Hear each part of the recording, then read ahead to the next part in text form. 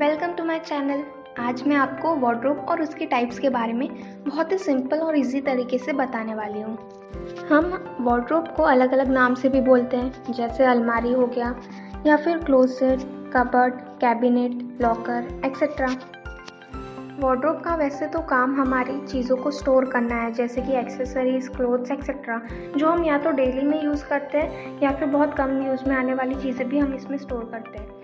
इसके साथ साथ वार्डरोब एक एरिया को एक अच्छा व्यू देने के लिए भी काम में आते हैं। अगर हम वार्डरोब को अच्छे से ऑर्गेनाइज करके रखें तो हमें हमारी चीज़ों को स्टोर करने में कोई भी प्रॉब्लम नहीं होगी। इसलिए वार्डरोब आजकल हमारी लाइफ का एक बहुत इंपॉर्टेंट पार्ट बन गया है, जो हमारी चीज़ों के साथ साथ हमारी बहुत सारी एक्सेसरीज को स्टोर करने के लिए भी काम में आता है।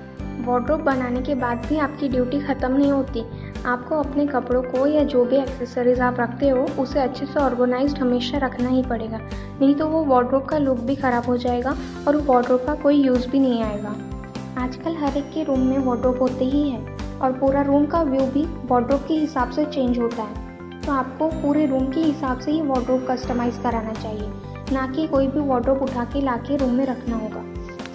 अगर आप रूफ तक जो पूरा फुल हाइटेड वार्डरोब होता है वो लेते हो तो आप कभी उसे बेड के सामने वाली दीवार पे प्लेस मत करना, नहीं तो वो जो दीवार होती है बेड के सामने वाली वो पूरी की पूरी फुल हो जाएगी और वो बिल्कुल भी अच्छा व्यू क्रिएट नहीं करेगी।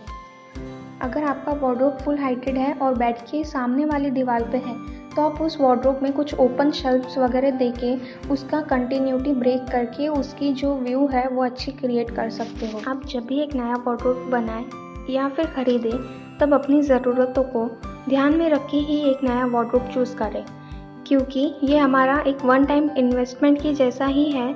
जहां आप एक बार अगर वार्डरोब बना लेते हैं तो आपको फ्यूचर के बारे में सोच के भी चलना पड़ेगा, क्योंकि फ्यूचर में आप नए नए कपड़े तो लोगे ही, पर फिर उसे स्टोर करने के लिए दिक्कत ना आए उसके लिए आपको पहले से ही जब वार्डरोब खरीदे तभी सोच के रखना हो। अगर आपका रूम छोटा है तो वार्डरोब पे लाइट कलर्स ही यूज़ करें, वरना आपका रूम भरा भरा लगेगा और वार्डरोब की वजह से बहुत भारी भारी भी लगेगा। पहले ही वार्डरोब भारी होते हैं और उस पर अगर आप डार्क कलर यूज़ करोगे तो आपका छोटा रूम तो और भी ज़्यादा छोटा लगेगा। अगर आपका रूम बड़ा हो तो आप कोई भी अच्छे ब्राइट कलर से भी अपने वार्डरोब को सजा सकते हैं, पर अगर आप डार्क कलर यूज़ करना चाहें तो आपको एकदम भी ज़्यादा डार्क यूज़ नहीं करना है, नहीं तो आपका जो रूम है उस हिसाब से आप जो थीम लेके चल रहे हो रूम की उसी कलर का अगर आप कराएं तो बहुत अच्छा लगेगा। पहले के ज़माने में लोग अलमारी के ऊपर कुछ भी स्टोरेज रख देते थे, पर वो दिखने में बिल्कुल अच्छा नहीं लगता था। इसलिए इसका सॉल्यूशन आज के ज़माने के वार्डरोब में ये है कि आपका जो वार्डरोब है वो फुल हाइटेड होता है, मतलब आपके ग्राउंड फ्लोर से लेके जो आपका सीलिंग है वहाँ तक रहता है। इससे आपका ओवरहेड स्टोरेज भी छुप जाता है। वास्तु के हिसाब से जो मास्टर बेडरूम होता है वो साउथ वेस्टर्न कॉर्नर पे होता है घर के, और अगर वहाँ पे हम देखें तो साउथ वेस्ट कॉर्नर जो होता है हमारे घर का सबसे आखिरी जो कॉर्नर होता है, वहाँ से नेगेटिव एनर्जीज़ की आने की चांसेस बहुत ज़्यादा होती है। तो वास्तु के हिसाब से साउथ वेस्टर्न कॉर्नर पे हमें वार्डरोब रखना चाहिए, क्योंकि वो बहुत बड़ा होता है और हैवी होने के कारण जो नेगेटिव एनर्जीज़ है वो वहाँ की ब्लॉक हो जाती है और हमारे घर के अंदर नहीं आ पाती। अब मैं आपको वार्डरोब के टाइप्स की तरफ लेके चलती हूँ। तो सबसे पहला जो है हमारा वो अलमारी है, जो पुराने ज़माने से चलती आ रही है और आजकल भी बहुत से लोगों के घर में है। पहले तो ये लकड़ी की होती थी, फिर धीरे धीरे वो स्टील की हो गई है। मतलब जैसे जैसे हमारी तरक्की होती गई वैसे वैसे वो स्टील की आ गई। अब स्टील के साथ साथ उस पर प्रिंट्स भी आने लगे। फिर धीरे धीरे उसके साथ ड्रेसिंग अटैच्ड होता था, यानी कि मिरर होता था। जो वुडन की अलमारियाँ रहती थी वो एक टाइम पे दीवार के अंदर रहती थी, यानी कि दीवार का ही एक पार्ट होती थी। फिर धीरे धीरे अलमारी जो थी वो बड़ी होती गई और वुडन की आती गई। आजकल भी ये बहुत काम में आती है और बहुत सी जगह देखने को मिलती है।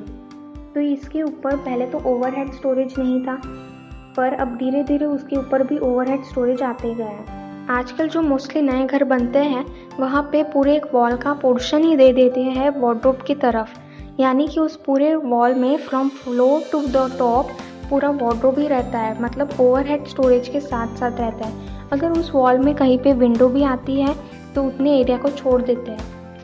पर इस टाइप के वार्डरोब्स को खोलने के लिए जगह चाहिए रहती है, क्योंकि हम हैंडल पकड़ के अगर उस वार्डरोब का दरवाज़ा खोलते हैं तो हमें उस दरवाजे की जितनी जगह छोड़नी पड़ती है, जहाँ पे जगह कम होती है मोस्टली स्लाइडिंग वार्डरोब्स वहीं पे काम में आते हैं, और ये जहाँ जगह ज़्यादा होती है वहाँ पे भी काम में आते हैं क्योंकि ये दिखने में भी बहुत अच्छे लगते हैं। ओवरहेड स्टोरेज भी रहता है और बहुत से बार तो मिरर भी इसके डोर पे ही लगा होता है।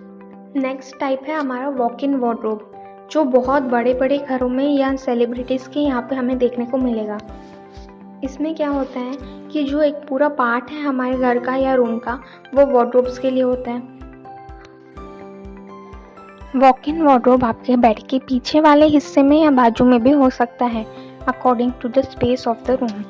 If you like the video, like, share, comment and subscribe to my channel. Thank you.